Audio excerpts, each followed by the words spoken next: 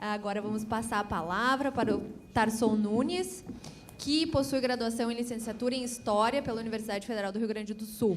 Tem experiência prática profissional na área da gestão pública e assessoria a movimentos sociais na área sindical e junto a movimentos sociais urbanos. Foi assessor da CUT Rio Grande do Sul, coordenador do Gabinete de Planejamento da Prefeitura Municipal de Porto Alegre e diretor do Departamento de Desenvolvimento Regional e Urbano da Secretaria de Planejamento do Estado do Rio Grande do Sul. Atuou como consultor do Programa de Gestão Urbana para a América Latina e Caribe das Nações Unidas e em projetos para o Banco Mundial e para a University College de Londres. Mestre em Ciência Política pela URGS, atualmente está cursando doutorado em Ciência Política na URGS, atuando principalmente nos seguintes temas: movimentos sociais urbanos, políticas públicas, orçamento participativo, greves e América Latina. É assessor de cooperação e relações internacionais do Gabinete do Governador. Tarson. Obrigado. Boa tarde a todos e a todos.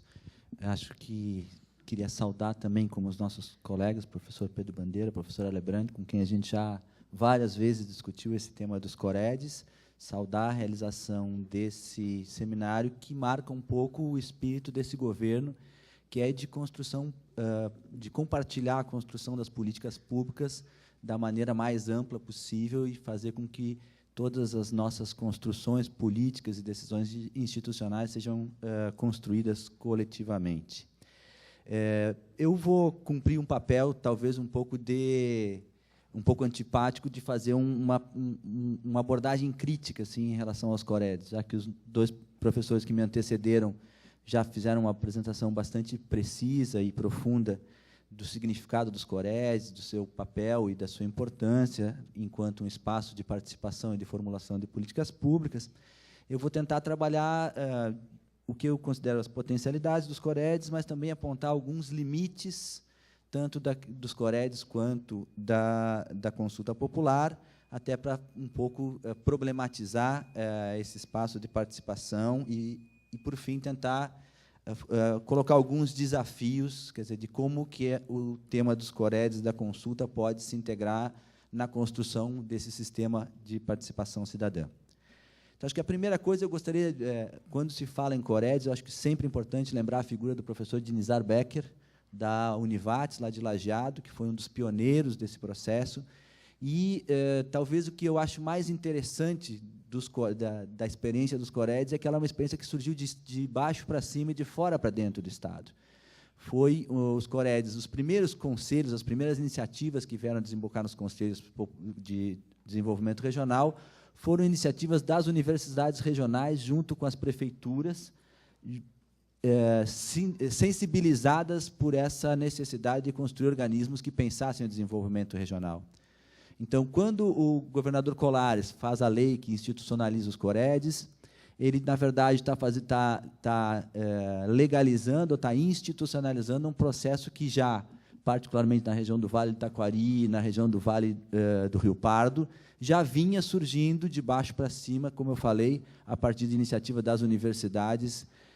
e das prefeituras municipais, que buscavam construir um instrumento que pensasse o desenvolvimento a partir do território. Então, nesse sentido, acho que, em termos das potencialidades dos Coredes, eu vou tentar não repetir o que os professores colocaram, mas eu acho que tem 3 elementos que são fundamentais. Primeiro, a ideia da construção de um espaço de diálogo da sociedade civil e das instâncias municipais com o governo estadual. Eu acho que os Coredes têm essa grande virtude de agregar ao papel protagonista do Estado, enquanto gestor das políticas públicas de desenvolvimento, um aporte que venha também de baixo, das esferas mais inferiores da sociedade civil, as universidades, as prefeituras, as organizações sociais das distintas regiões. Uma segunda grande virtude dos Coredes, e eu vou tentar não repetir os meus antecessores, é essa visão territorial da gestão pública. Acho que todas as teorias mais avançadas de gestão pública têm mostrado, desde do aporte dos geógrafos, como Milton Santos, que é fundamental que as políticas públicas sejam pensadas a partir do território, e não abstratamente a partir das cadeias produtivas ou das grandes estruturas econômicas, e, sim, a partir da realidade do tecido social de cada uma das regiões que se constitui historicamente. E, por fim, um terceiro elemento importante é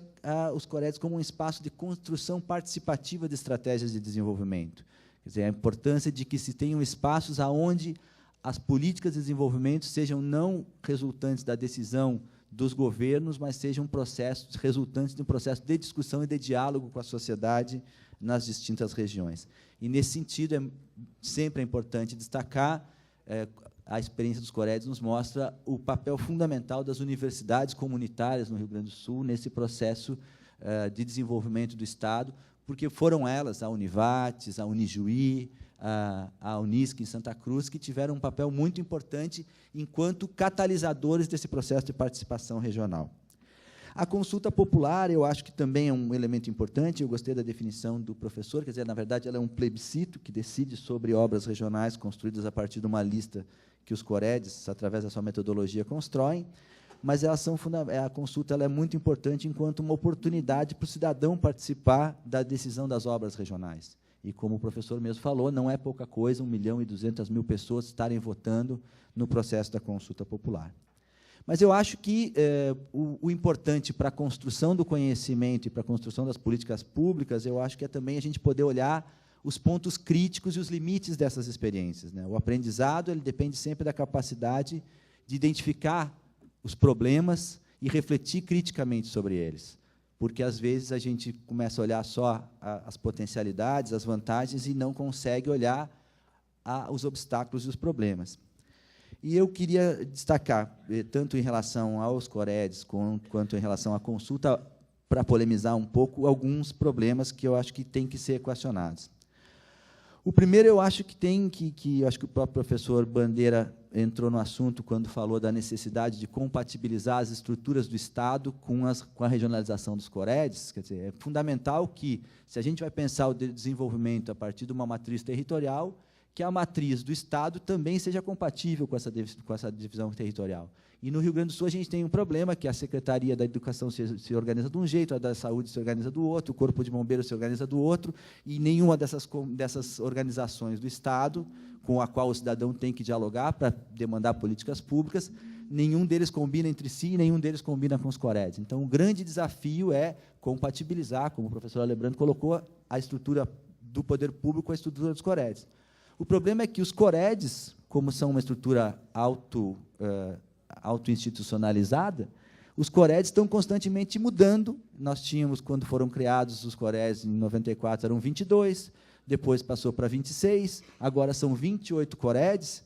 e eu acho que, eu vou tomar a liberdade de divergir também do secretário de Planejamento aqui, eu acho que não é possível ter um planejamento se tu não tem uma estrutura permanente de divisão territorial. Então, eu acho que isso a gente tem que sensibilizar os Coredes e fazer um pouco esse debate, que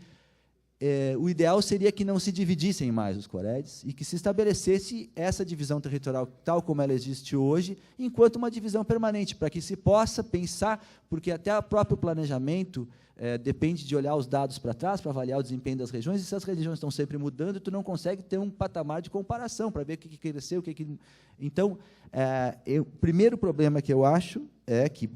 para planejar é necessária estabilidade, e então, para poder haver essa compatibilização da estrutura do Estado com a estrutura dos Coredes, não é possível que os Coredes, a cada 2, 3 anos, aumentem em 2, 3, 4, 5 novos Coredes, senão a gente vai ter que estar o tempo todo mudando a estrutura do Estado. O segundo problema que eu vejo, que eu acho que é mais complicado um pouco, porque esse, digamos, é um problema mais conceitual, administrativo, é que existem no desenho institucional dos Coredes, quando o governador Colares criou os Coredes, ele criou os Coredes e estabeleceu os Coredes enquanto um elemento como parte do sistema de planejamento do Estado, isso é muito importante, mas ele criou os Coredes só enquanto divisões regionais. A lei que cria os Coredes estabeleceu 22 Coredes. Mas cada Cored tem o seu próprio regimento interno. E aí o que acontece é que, em algumas regiões, especialmente essas onde os Coreds surgiram de baixo para cima, de um influxo de parte da sociedade civil, das regiões, de um processo participativo, eles têm uma estrutura de funcionamento mais democrático. E outras regiões, onde tu não tinha esse capital social, onde tu não tinha essa organização social, e os Coreds surgiram como uma decisão de cima para baixo, com a lei que, bom, do nada, essa região virou um Cored, muitas vezes tem estruturas que não são estruturas democráticas. E aí, eu trabalhei com os Coreds no DDRU entre 2000 e 2002, tenho um certo conhecimento, e desde, eu acho que do surgimento dos Coredes, sempre participei, eu dialoguei com os Coredes, conheço bem, e tem alguns casos que, bom,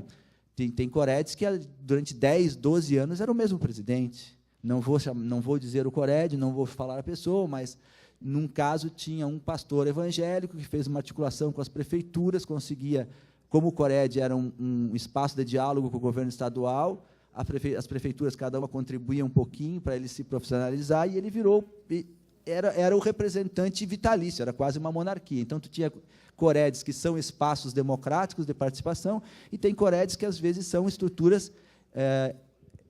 eu acho que não tenho medo de dizer essa palavra, estruturas antidemocráticas. Então, esse é um limite importante e é um desafio que a gente tem que enfrentar. Quer dizer, os Coredes todos têm que ter uma mesma estrutura, e uma estrutura que tenha espaços de participação acessíveis para todos. O que me leva ao terceiro limite que eu acho que tem os Coredes, que decorre da sua própria natureza, enquanto espaço de articulação de instituições da sociedade civil, que é a possibilidade de captura dos Coredes por setores mais organizados. Né? Porque, quando se tem uma estrutura que não é de participação direta do cidadão, que qualquer um pode ir lá e participar em igualdade de condições, mas tem uma estrutura que é de instituições, bom, para começo de conversa, aqueles setores sociais, de grupos sociais mais vulneráveis e menos organizados, não têm a mesma possibilidade de uma prefeitura, de uma associação comercial, de uma instituição, ou mesmo de um sindicato de trabalhadores, para participar. E, nesse sentido, aquelas instituições mais aptas, mais organizadas, e que, muitas vezes, são as instituições que representam as elites locais, têm muito mais capacidade de participar de um Cored e de ter a sua voz ouvida, ao passo que aqueles setores que são justamente os mais vulneráveis, os setores socialmente desorganizados e não institucionalizados, né, porque existem critérios para participar do Cored, tem que ser uma instituição registrada com o CNPJ. Bom, o Movimento Nacional de Luta pela Moradia, ou o MST, não tem CNPJ. Então, nunca um sem-terra ou um sem-teto vai poder participar do Cored. Então, esse problema, eu acho que ele é um problema meio chave que tem que ser pensado. Quando se pensa um processo de participação democrática, não se pode pensar ele pensando exclusivamente naqueles setores já organizados da sociedade. E, por fim, uma última polêmicazinha é que os Coredes se pensam, ou se afirmam muitas vezes, como espaços da sociedade civil que dialoga com o governo. Mas, se a gente for olhar, muitas vezes, quem são os Coredes? São as universidades, que não é sociedade civil, são instituições, e muitas vezes instituições estatais ou privadas, ou as prefeituras, que também não são sociedade civil, as prefeituras são poder público também. Então, tem uma certa ambiguidade nos Coredes, que eles, ao mesmo tempo, se propõem a ser uma voz da sociedade civil, mas, em muitos casos, eles não são exatamente sociedade civil. Se a gente for olhar hoje os 28 Coredes, eu não tenho a estatística precisa,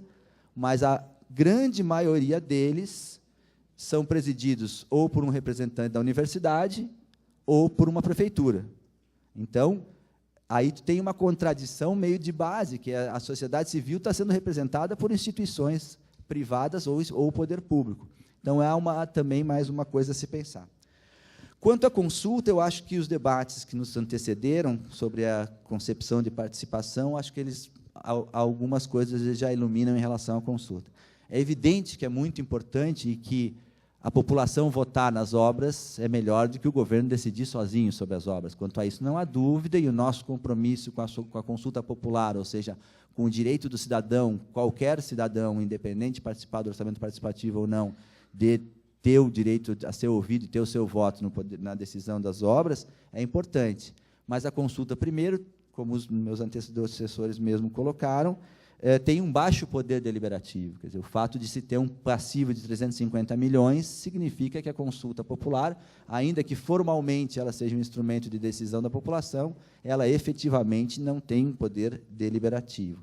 Segundo, também, eu acho que os debates de ontem e de hoje pela manhã nos apontam que votação não significa necessariamente participação. Né? Muitas vezes, e a gente conhece o processo da consulta popular, ele muitas vezes é instrumentalizado por lideranças locais. Quer dizer, tem um desenho ideal, que é toda essa metodologia de assembleias, de plenários, etc. e tal, mas, muitas vezes, é o prefeito que conseguiu colocar a sua lista no processo do Cored, que mobiliza a sua comunidade em torno de uma obra que a comunidade muitas vezes sequer discutiu, mas que, como a consulta é vista como uma forma de acesso dos municípios às obras públicas, as prefeituras acabam fazendo um processo que eu diria que é um processo a frio, quer dizer, eu acho que simplesmente o cidadão passar numa urna que está num supermercado e votar não significa que ele discutiu aquela obra, muitas vezes é um processo muito mais instrumental, tipo, vote aqui que chega alguma coisa na sua região. Então, aqueles 1.200.000 votos, eles são importantes, mas muitas vezes eles não representam efetivamente uma construção política coletiva e democrática. Então, dado esses limites, que de maneira nenhuma nos autorizam a desmerecer a experiência dos Coredes, eu acho que não há dúvida nenhuma, e eu sempre fui, mesmo antes do governo Olívio, um defensor dos Coredes, e me considero, ainda que não participe de nenhum Cored, me considero um corediano, acho que eu devo ganhar uma medalhinha de corediano honorário, uma hora dessas, de tanto que a gente fez esses debates, mas acho que é importante considerar esses limites que eu estava levantando para pensar, bom, como é que a gente pode fazer para aperfeiçoar a experiência democrática do Rio Grande do Sul, incorporando esse conjunto de experiências que todas elas têm os seus limites e suas virtudes. O orçamento participativo, os Coreds, os conselhos temáticos, todos eles têm um enorme potencial de ampliação democrática, mas todos eles também têm uma série de limites que o nosso papel hoje é justamente pensar sobre eles para ver de que maneira a gente pode ter uma democracia uma maior qualidade da democracia no Rio Grande do Sul. Então, o primeiro desafio é como articular os Coredes com o conjunto do sistema de participação. Né? Como é que o Cored se relaciona para cima com o Conselhão, quer dizer, o Cored cumprindo aquele papel de levar o debate e o olhar regional ao debate mais estratégico e estrutural do Conselhão. Então, os Coreds têm um papel fundamental no sentido de levar o território para dentro do Conselho.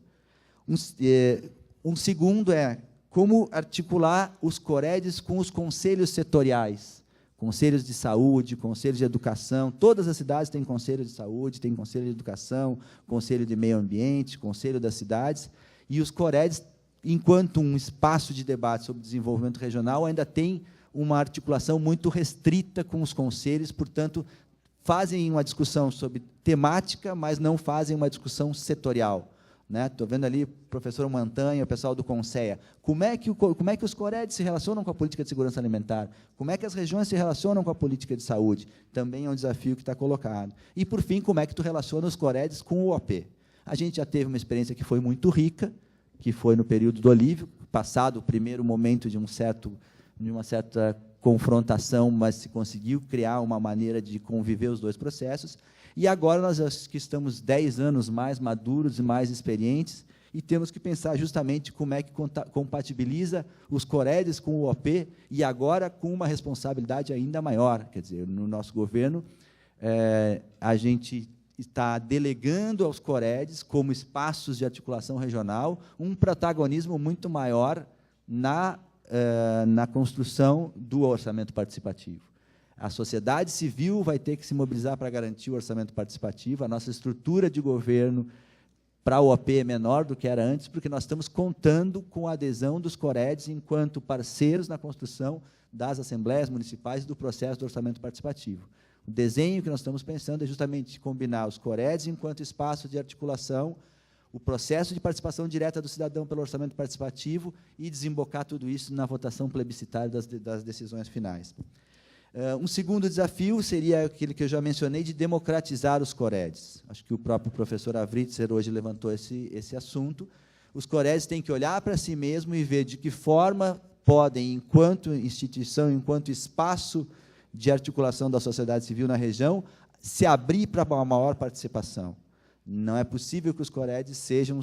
um espaço onde atuam privilegiadamente setores organizados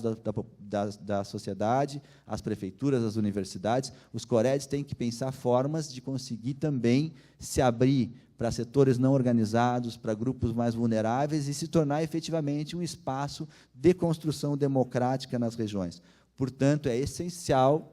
Se, por um lado, hoje nós estamos construindo e abrindo um espaço muito maior de protagonismo para os Coredes na construção do sistema de participação cidadã, que os Coredes também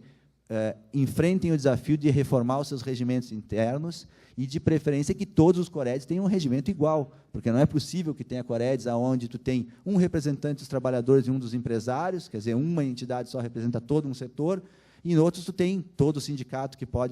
quer participar, pode participar, toda a entidade empresarial pode participar. Então, é fundamental que os Coredes tenham um regimento interno único e o mais democrático possível.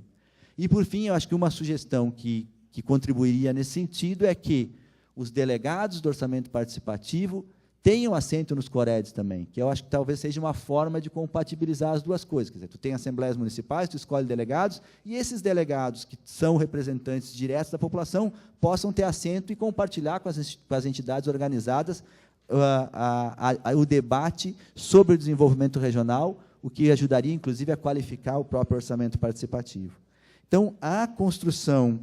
do sistema estadual de participação depende justamente dessa possibilidade de composição entre vários mecanismos, né? Um mecanismo mais estratégico e de concertação dos grandes atores sociais em nível estadual, que é o Conselhão, que tem um olhar de longo prazo, que vai discutir as grandes estratégias de desenvolvimento em nível estadual, os Coredes, que pensam o território, os conselhos temáticos que também precisam ser valorizados, Conselho de Saúde, Conselho de Segurança Alimentar, Conselho de Cultura, Conselho das Cidades, que tem essa abordagem temática, o OP, que envolve a participação direta do cidadão e abre um espaço para qualquer cidadão ter o mesmo grau de protagonismo, gerando uma igualdade maior de condições de participação e gerando, sobretudo, essa possibilidade da voz do cidadão, da participação enquanto uma escola de construção de cultura cívica, de uma cultura política democrática. A consulta como um elemento plebiscitário que ajuda a legitimar as decisões que foram sendo construídas nesse processo todo, e as novas ferramentas da tecnologia da informação, as redes sociais, a internet, que é um espaço crescente. Depois aí o Gerson e o professor Coco vão abordar um pouco esse assunto. Então, essa composição